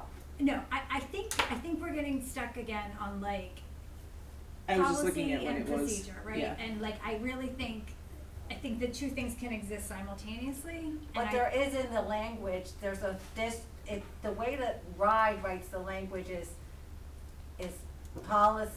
district policy, school policy, and there's both separately supposed to be redone every year. And Or I, not redone, but looked at. Looked Yeah, at. review. and Yeah. I think school policy is flexible and like procedure and like working with families and all that stuff, but I think like the district policy is a little more formal and detailed and can be reviewed annually, but maybe not as informal as what you're working with at the school level. Yeah. Yeah, and I also think, if I remember correctly, because I know we talked about this a little while ago, but didn't we want to bring the policy language a little more in line with what we were doing at the school level, just That's for what the I- sake of that's not accessibility kind and of what whatnot? I- We did. What I Yeah. had understood. We did, but I think like what has come forward is too far the other way. Okay. Yep, so just to circle back on the purpose too of the policy, so what we have written is the policy is established with setting forth expectations and practices in the North Kingstown School Committee, regarding the engagement of parents / guardians and family members, like like that's overseeing federally funded programs basically. So what to me this policy is saying, hey, if you're getting Title I money, then you need to, this is our expectations for how you're going to engage with families. Like, so it's just, I think, like making sure that there's some safeguards to, that an employee couldn't just be like, oh, I'm not gonna do anything. Yep. Like they're trying to like safeguard it, is what, Yep. what I understand. So that's kind of the lens that like I look at it, if that makes sense. Yes. Does that make sense to you, Lydia? Like as far Yeah, as? I mean, really, they wanna ensure that we are meeting it's all written into the Elementary and Secondary Education Act in terms of like, there's lots of language in the law in terms of what we're supposed to do and how we're supposed to work with families. Mhm. And so our policy is supposed to echo how we're doing that. And the effort that we were making was to make that, in a policy that was more accessible than the previous version was. Policies aren't And- usually how though, policies are usually must. Like, you know, Right. like you need to do this, it doesn't really matter how. Well, yeah, to that point, I think, Jen, you expressed some concern with maybe some, like, language alignment. Yeah, because I think like Lydia, I love like your pared down version. I think it's way more like family friendly and Yeah. accessible, but I don't think like it cut out some like important parts of the policy that are like statutory. I mean, right, it did remove the kind of more legal language. Which we and- can't and do policy for the language. policy. this? Or, you know, Yeah. so, I mean, if we want to return to, I mean, the. My Okay, let's recommend- start, here, let's start going through and have Lydia explain to us what she did, maybe, and then, So I took what Lydia did and dropped it into the current policy so that you can see. yeah. And So that's blue in that red line. is, Blue is the current policy. yeah, And And red I will say is- that this no, was black is the current policy, blue is the changes Lydia made, red are things that got removed. No. No, I think blue is the current. blue, Blue and black. blue is and the black is the Black is existing Oh, policy. Okay, Yeah. So I think one of the big changes is like, for example, on the top of page 2 in red is a pared down version of the above section. Yellow, is yellow the old version? Yes, yellow is Yeah. the statutory language. So, I mean, I just think the statutory language is less family friendly, frankly. And it is, so my recommendation is that whatever you want to present to your families in a more family friendly as a, like, handout, like procedure, whatever, but like, the policy itself has to reflect statutory language and like the actual requirements of the act. And so I don't think that we can remove the statutory requirements. okay, so why don't we have Andrew check on that? And he can make a judgment on what needs to be in and what doesn't need to be in. I just wanna clarify, Yeah. so cause in the previous conversation, it was my understanding, and it might be that I was misunderstood, and it might also be that thoughts have evolved, which is totally fine, was that the school level, and I know you don't like to call it big P policy, we'll call it low P policy, cause the RIDE does call it policy, Yeah. does not call it practice, but calls it policy for the school level. Was that it was supposed to mirror the district's policy. So that's why I was trying to, like, I had a parent actually draft it up, and it was way too, this is actually what we finalized, this is way more, detailed than what the suggestions coming from the participating families were. And so I kind of met it in the middle. Yeah. I don't personally, I understand the reasons that you're saying we need to have the policy kind of mirror the format of other district policies. I just didn't understand that that's what you wanted following our last conversation about it. So the last time we talked, we absolutely talked about like making the policy, the district policy, more family friendly. Yeah. But I think, I kind of feel like Goldilocks, right? Like Yeah, too yeah. cold, too hot, maybe just in the middle. Yeah, yeah, And yeah. I think in looking at what you put together, that works wonderfully for the school and for you to have a Yeah, working yeah, document yeah, with the yeah. families, and you should 100% roll with that, but I don't think it works for a district policy. Yeah, I was gonna say, I think the district, I don't think we should be changing the language in the district policy from what the state regs are. I agree, around I Title think I. the district You policy as, should stay. within the school, you can rewrite, I don't mean rewrite in a sense of taking anything away, but Yeah. we can take what the Title I policy is and make that more family friendly for the school policy. Yeah, so And you. right, and so- every time we have to renew, we don't have to renew the district policy every single year. We're supposed but to you have review to it re- every single You have to year. review, but you have to, Yeah. you have to You don't have look to at- change it. No, Right, but you have to, yeah. it's Could at you the find school it where it level, says what you we need need to to do? be, I able- found- you I need to be found the RISE reviewing looks very the generic. policy at the school level Yeah. with the parent groups. Right. Well, we're supposed to Along review with with the any parent Title I groups, the family district and the programs. school level annually, but Where- your point Lydia, where is does that- correct. what That document we don't does- have to change the policy, Sure, just because sure. we review it doesn't mean we have to make a change. Where does that come from? What tells you that you have to do that? What document, Oh. should we be referencing? Cause I like to There are reference many, them in so, the what? There's a whole bunch of. yeah, there's An a lot. application grant? Yeah, but like you're saying to be Yeah. like, they're saying X, Oh, like so the like, RIDE has like Drives that PowerPoints reference everything. and manuals on parenting, family engagements, I can, yeah, it's okay, if that you helps want, me. and. I'll Google it, nope, I got it, Some of it is in their like document libraries, and yeah. I have, hold on, let me see if it's easily, I printed out, there's a newer, they just released a new parent and family engagement. But I think the So- whole purpose of reviewing the policy each year is to make sure that we are aligning our federal funds with Title I, along with what the needs are for the Yeah. Title I Yeah. school. So, our district policy doesn't have to change to do that, but every year, when we're writing the Title I grant, you have to review that as far as what Mhm. those expectations are with your family groups and your staff to identify how you want your funds to be used for those Title I programs, Mm-hmm. right? And that's,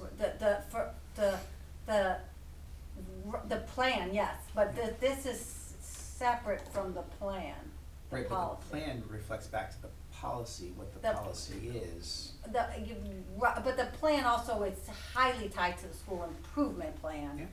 Right, yeah. So my suggestion is that we leave the district policy as it is, Mhm. make no changes, and whatever works for Lydia And we'll at the just school move level. forward with the school level Yeah, and I changes as support are. Yeah. as well. They can't contradict each other though, but Right. they can, No, yeah. they No, complement they each wouldn't, other, Yeah. they wouldn't, yeah. they wouldn't, they just don't look the same, and, I mean, it's the It's okay to same. it's okay to put it in family friendly language in like a little brochure or something, so families are able to understand the expectations of Title I programming. Well, and also like, hey, this is the plan for what we're doing this year. That's what it sounds like, is that you need to review that, make sure. What title was that in? 16? 7151. Oh, no, never mind, that's specific to funds. 16 what? It's I said 167,151, but that's not right. I got give you a code for regulation, try that.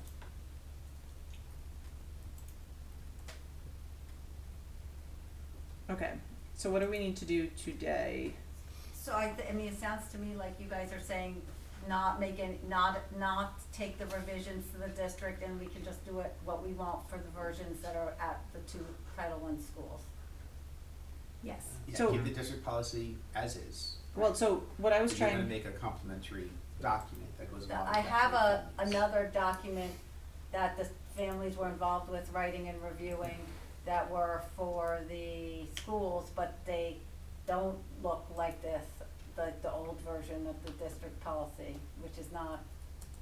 So what I asked Andrew to look for right now is in like Title 16 of the state laws, I wanna make sure we're in compliance. And so like if, he's looking right now to see like, does this need to go to the school committee? You know how some of them have to go every year and even if we don't make changes, we need to No, vote I on don't it? think it No. needs to go Yeah, before the so school let's committee. No. confirm that and then if not, we can move on, if we don't think there's any changes needed.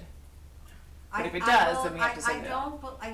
I believe that when this was before you guys, for accuracy, we made some functional updates, like, I think like MTSS was added, things like that. And then this next revision was for review to make it more accessible, which I think now we've decided it's fine the way it is. But we edited but it in just in- January, right? We edited it, I brought it before you guys in January, January with the desire to have it not inaccurate. And then you guys said, well, it's not family friendly, so I said, I'll work on that over the course of the next few months, and then now we are here.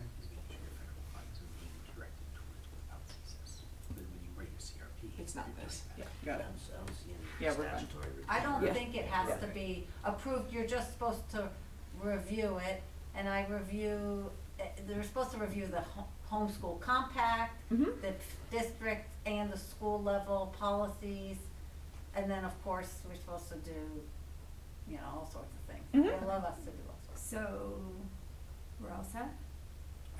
My suggestion is that we keep the district policy as is. Yep, Yep. and then Lydia can And use the we good work can that she work with did the- to roll this. Schools, Yep. Yep. Fishing Cove as a targeted Title I school and Quid as a Title I school Yep. too. Yeah, And you can work those, with what and she those did. are already done. Yep, and so you can use those at the schools, and just as long as there is like the actual policy available, like at those school, like the The actual. schools, that we're required to post both policies Okay. on the Yep. websites.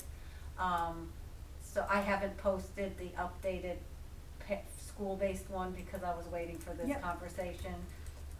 We'll go ahead and post the updated school ones and just keep the district one as it is. Perfect, thank you, I appreciate the work on this. Yeah, sorry about the Sorry about the delay. confusion. Are we done? Yep. Yeah, I Okay. think you're good, Thank you, Lydia, Lydia. thank you. Thank All right. you. Okay. Have a great week. Thank you. Next, Ken, you were supposed to send out the cultural respect policy for input?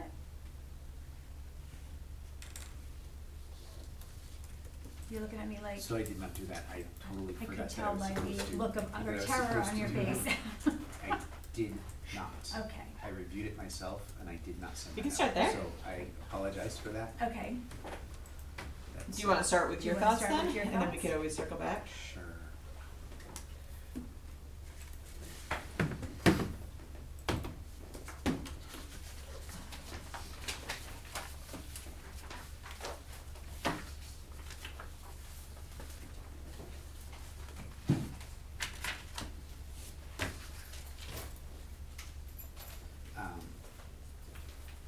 So my first thought after reading this, Mhm. I mean, it's been changed from the last one. mhm, But in reading it, I put my teacher hat on. Yep. If I was a classroom teacher. And my first concern was, I would really need to kind of look back at everything that I might be teaching or doing within the classroom. And really having to make sure I'm not gonna do something that could really become offensive to anyone. My concern is that I understand the reasoning of the culture, make sure we're not being culturally, appropriate way of misuse of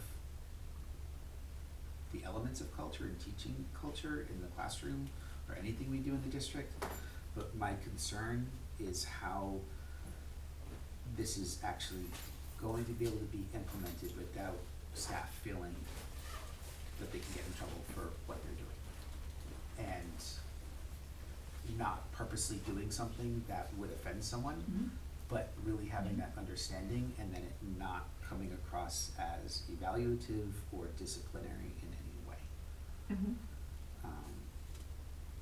That was my immediate after. Okay. Sure. So I think we gotta be really careful of what we are putting out there, as far as the do's and the don'ts. I think, and also how it can be interpreted. So, do you have suggestions on, Or ones that stood out to you the most, because I think the goal of this policy is, and I asked Jen to try to frame it in the positive versus the negative, like I think it's much more productive to try to strive towards cultural respect and inclusion engagement versus like just cultural appropriation. Like I think that there's, as a district and as educators, we have that opportunity to try to, like it's not to, So like for, I'm just gonna say what immediately came to mind was when Davisville Middle School had their dance and they had it as a luau theme, which is just be something fun, right? The whole purpose of that was something fun for the kids. You're coming in, it's a luau theme, and I know you had shared an email with me of how that is being culturally, or not, I might be using the term wrong, but to me, like, disappropriate because you're not really looking at through the lens of you're putting on someone else's culture, right? Did I say that right or wrong? so you said it right. Okay. Just- But- Did I? No. I'm looking at Jed 'cause- I'm gonna let Erin take this one, cause she's much Okay. more tactful than I am. okay. So that is cultural appropriation. Okay. And the reason it's cultural appropriation is because it reduces and misrepresents Native Hawaiian Okay, culture. so- Yeah, so I think that's where, but that's really interesting, Ken, because I think we have to start with like, it's really tricky because K-12 education and K-12 schools, I think, has accidentally been culturally appropriating lots of different groups of people with good intent but possibly bad impact. Mhm. And so I think it's trying to figure out how to move. And that's right, I don't think The bar anyone there is and to intending help- to do something that's wrong. No, but No. the impact isn't always quite right. And so I think it's trying to figure out, what I've learned through this process and through this conversation is that we're really far, like for what K-12 understands is or isn't cultural appropriation and like what it most certainly is. And so trying to figure out and put some parameters around that, and so I think part of this is definitely some professional development, education, et cetera. And I think we may have worked in it at some point, or if it isn't, we should most certainly, it's there a little bit, but definitely thinking through that. Because I think the goal is to raise the bar, not penalize people. You know what I mean? Like I think the goal would be that when they're tossing around ideas for a dance and someone says, hey, let's do a Leo, like a theme, they would think, hey, let's talk that through because like that might not be the best theme. Is there something else that we could do that isn't a people's culture? Like that's the tricky part of trying to figure out how to move that forward in this district because we're a little blind. Right. And I just don't want our staff or anyone to then take and interpret as, well, you did do that, and so now you're gonna be disciplined in some way of that because you did it not meaning to offend anyone or use it differently. Well, and I think like we did rewrite this, right, to be more, Aspirational versus aspirational punitive. in terms of what we want to do. I don't think we talked about restorative practices, education, like to fix it, but like the truth of the matter is there are multiple instances of appropriation happening, and regardless of the intent, the impact is that there are, it is causing harm, and everybody does not like it when I say that word, but it is a true word. And we had talked about this policy about a year ago. We pulled it back because it was not written correctly. There was a lot of talk about, professional development, and that has not happened. And I think it's important that we address this so that we can do better So- and not have these things continue to happen. Are there any parts of the policy you don't hate? I'm not joking. Like, are there any parts of it that you think like, oh, that actually is helpful, or that would be something good to have? Cause, I would say where the examples are very helpful, right? okay, so where is that? So when you're reading through the policy guidelines for cultural celebrations and curriculum, right? As you go through that, under section 2 prohibited actions, like there are some examples there. I think it's good to have the examples in this so people realize and understand what this policy is talking about. You answered the nice part of my question. Oh no, I guess I did ask if you didn't hate. So that part under prohibited actions. I wouldn't say there's anything I hate. I Is just that wanna make word sure tough? it's not like Yeah. getting interpreted in a way that staff may. I think something important for me in this is that that we don't cross the line of like the academic curriculum piece. So like if we picked as a school committee wit and wisdom, and wit and wisdom tells teachers to teach X, right? Like that they are teaching the curriculum that we chose, and that is like that there's some academic, for lack of a better word, freedom of that, right? Like, because there are things in that curriculum that touches this policy, so that's something that's really important to me, is that they don't feel like they can't teach our approved curriculum. Like, and if they did have questions, obviously they could talk to Rob and different things about it, or if they had concerns, but like that is a piece that I think we need to make sure to maintain, because I don't want, that's not the goal of this policy, in my opinion. So I just have a couple of questions, and to your point earlier, I think there's a lot of things in here that are really important and valid. So not that any part of the policy I don't hate. I think that's not the case. I think there's things in here that absolutely are valid. I have just questions about some of the, this statement here, the one that says instruction and activity should focus on authentic cultural practices, histories, and contributions, rather than costumes or stereotypes. Again, I agree with that statement. The concern I have with that statement is there is a significant. Rob, sorry. Sorry, it's under policy, it's that second It's the second statement under that, The second one under and I'm on policy. a Thank you. hard copy right here, so. Nope, I got it. I just Um, needed to. My concern with that statement is the significant gap that exists between authentic cultural practices, histories, and contributions, and then costumes and stereotypes.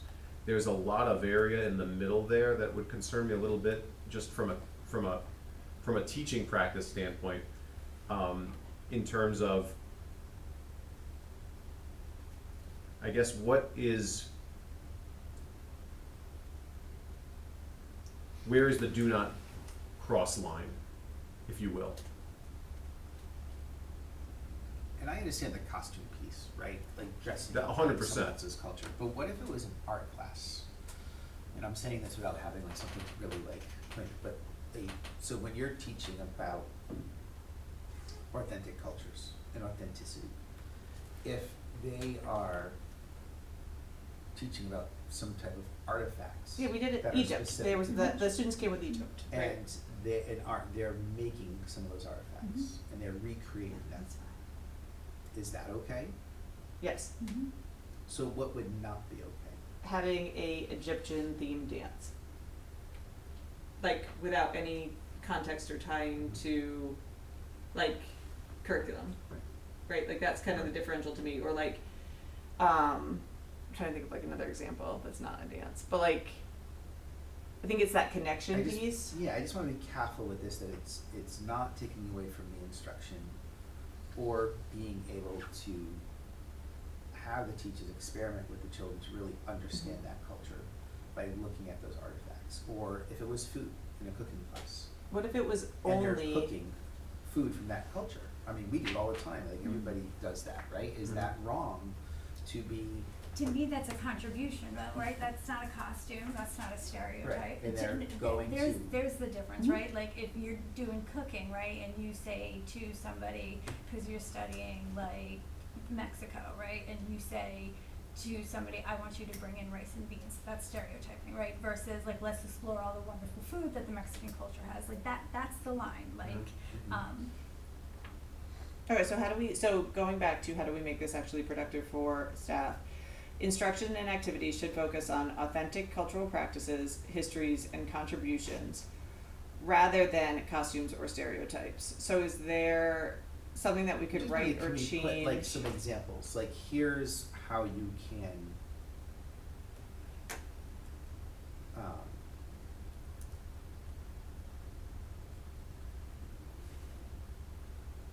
have authentic instruction around someone's culture. Well, and that's where And examples of what that may be. that's where the PD comes in for me, Ken. Like, and again, I know it's difficult because we're creating a new policy, but like, I also very much trust you all to implement the policy, right? Like, so for me, it's like, however you need to get, like, there is one thing. Like, we can put examples in, but like, I also trust that like, if we put that sentence in, that you as administrators would work with your staff to help them work through the nitty gritty day to day. But we can, let me see if I can come up with a good, for instance, or something to give some context, especially because it's new. What were you saying? Sorry, I cut you off too. No, I was just saying, I think it would be, you know, in the policy, just how we have examples under like prohibited actions, like having examples of what the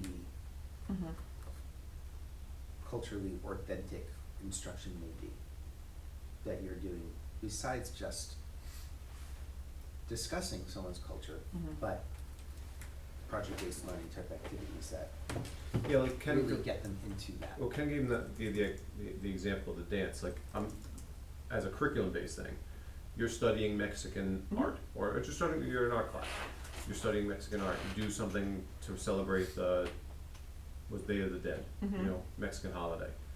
Is that something that could, like, where would that fall along the lines? If it's something where you're studying the art, you're having students create some art aligned to a holiday of some sort that has to do with a culture.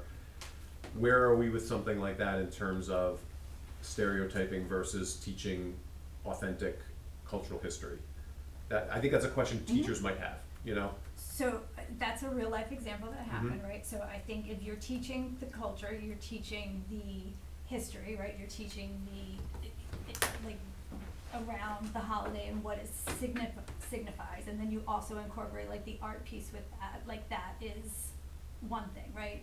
Just making the masks with no context or history or discussion around like where the culture is something completely different. Understood, but can you see where a teacher might see that as somewhat confusing? Yes, and that's again where professional development comes from. I don't think anybody's doing this with bad intent, but that is appropriation when you just make a mask and you put it on a bunch of kids and you walk around a school. That's appropriation. It's appreciation when you talk about the rich culture and the history behind it and what the holiday means. Okay, I hear you, I do, I can't speak specifically to this. I think we would probably need a teacher in the room to talk to us about more than that. Yeah. I just think that jumping to the conclusion automatically of saying that's appropriation, I'm not sure about that. Yeah, so that's where You know- no worries, but that's where we wanted you all to circulate it to your folks to get some feedback from them, because we don't want to write this for them, we want to write this with them. And so I think that's where we were hoping to get some feedback from whomever Ken wanted to, and the administration staff, et cetera, to get some feedback on it. Because again, my goal is not to, like, teachers are teachers, right? Like they do great work, but I think giving them some parameters might help. When I did a quick Google, it talked about like some key principles for authentic cultural learning. So like centering voices from within the culture, connecting the past to present day, avoiding activities that essentialize, exoticize, or tokenize, and promoting critical thinking. You know, so like maybe there's, if we're worried about that piece of it, like giving them some sort of framework to say like, hey, if you're doing an activity and you're not quite sure, like run it through this and see if it hits, and then if it still doesn't, ask Rob, or you know, whatever. But I think the goal is to make it so that it's connected in some way. Like I remember my students actually my kids went to a dance at school, and I believe it was Hawaiian theme. But what I really appreciated about it was the PTO had brought in Hawaiian dancers, like authentic Hawaiian dancers, and they were teaching the students like the real like dances. And so it wasn't just we were in the gym with luau material, there were like They were actually actual, taught and learning about yeah, they it. were learning about their dance and what they did, and I was like, oh, that's really cool that they brought these experts from within the community to this dance, right? Like that to me was really cool and different than just decorating the gym and putting out pineapple juice. You know, like, so that's where I see the differential. So, Um, and I understand that, right? And I think that is Yeah. very important, that that's what's happening, that you're teaching about the culture and you're learning about those dances. I think, just to go back to the Day of the Dead, because I know that was something that came up a few years ago, and when I looked into that, they weren't just making masks, so I just want to make sure, like, public, like, Yep. this is recorded, that that was not something that actually happened. No, They but were I'm- learning about the culture. I'm drawing the, Of that, I and made the then they- distinction Yeah, let between him finish, Jen. appropriation and appreciation, Yeah, I just wanna make sure, cause that is Yeah. something that actually some of our teachers, the middle school do, like, but they're teaching about the culture, then they're making. Yeah. And that's right, just wanna make sure that we're all understanding that too, cause we don't need assumptions made either when someone sees something thinking that it's cultural appropriation, when in fact, they actually had lessons and taught about it. And then the project at the end was, you know, making those artifacts. There was one before you came in the district though, we made progress actually, so that was cool. That's good. where there I'm just- was no Yeah. teaching around it. But with feedback, there was progress, right? Always progress, Yeah. yes, And I think that's important that we recognize that. right, right. So let me send this So- out, and I will send it out before I head to my next meeting, so that's done.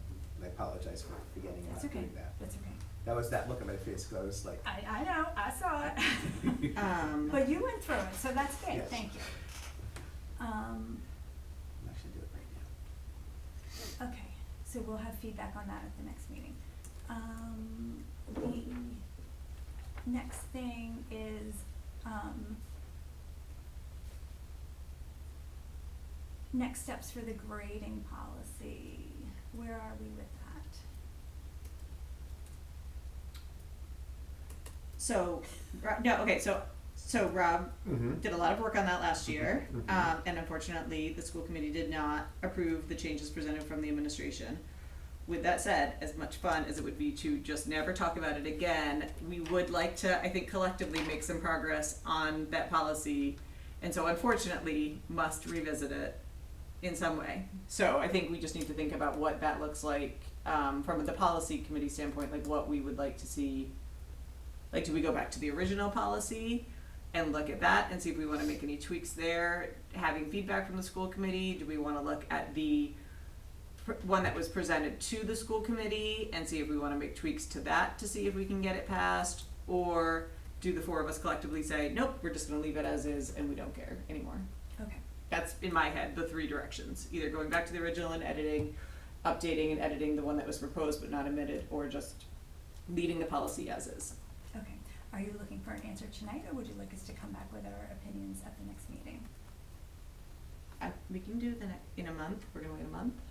I- My I'm- also goal is, if we choose A or B, that we do not lose 2 more school years, that whatever direction we went in, whether it be editing the old policy or editing the new policy, that is done in time to go into effect for school year 26. Okay. Like, I don't wanna, you know what I mean? Mhm. So like, but if we choose C, that's fine. You could just sit there and it is what it is. But if we are gonna do stuff, I do think doing it in this calendar year would be effective and efficient. I agree. Rob? Yep, so, I kind of, I would be happy to look into it again. I would want a little more direction. Only because, and I'm just gonna be honest, I felt like last year we brought forward a draft. We had a lot of conversations around feedback, we had a lot of conversations around making sure that we were engaging with teachers, middle school level, high school level. We did feedback in various forms. You know, we had some people who were vocal, who disagreed, and, you know, the committee voted the way it did. my concern with this a little bit is that, you know, the changes that we put forward last year, they're not gonna be universally, I think, celebrated by everybody. I believe in them. You know, having done grading in a few different places in my time, I do believe in them, and I think that a lot of teachers actually believe in them too. I really believe that. I think that the vocal ones don't. And then so we ended up where we ended up. I just don't know where we go from here necessarily. I don't want to go back to just, I believe in what we brought forward, I guess is what I'm saying. I would be happy to engage in conversation if people could point out where they think the policy could be better. I felt like that conversation happened, and we made tweaks to the policy in response to that, and it still didn't get passed. And so that kind of left me with, I don't know what to do. Like, I guess they just don't want it. So if people could give me some guidance to like what they specifically see within the policy that they think is misguided or not in the best interest of what our goals are, I'd be happy to think about that and revisit it. Otherwise, I just think we are where we are. Yeah, I would say the opposite too. Are there any areas that the school committee members could support, right? Because I'm also a big person now, and this is not how it used to be 10 years ago, about progress versus perfection. Mhm.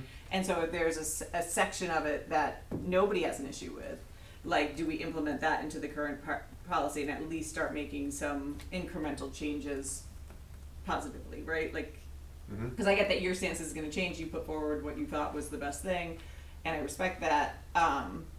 But also, like, as it stands right now, we are still at the policy that none of us liked 2 years ago, Right. and that is not what's good for I'm students. completely open Yeah. to that.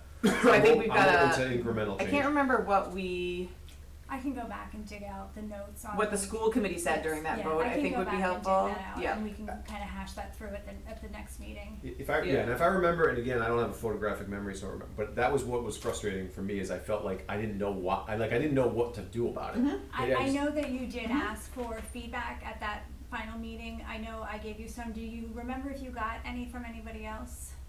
Because you pretty much I were didn't. like, "What do you people want?" Like, I'll look and so back. if I if just- you I could just check didn't- to see if anybody else sent it, that would be helpful. Yeah, Because we could go through I that. can. I just remember hearing things and not feeling like there was much action I could do to Right. necessarily make a Okay. change. I heard a lot of action prior to the vote Right. from teachers, and we adjusted it Yes. as needed. Yeah. So if we want to do what Erin's suggesting and look at taking like pieces of the policy and saying, hey, this is something we all can agree on, I'm fine with that. Okay. You I'm don't fine even with- need all. You need 3. Just I 3 agree. people. I know. No, I know, but I also want to be very clear. Grading is a Yeah. We're never going to have 100% No, consensus. You're never no. going to get something that all the teachers like. You're never going to get something that all the school committee might even like.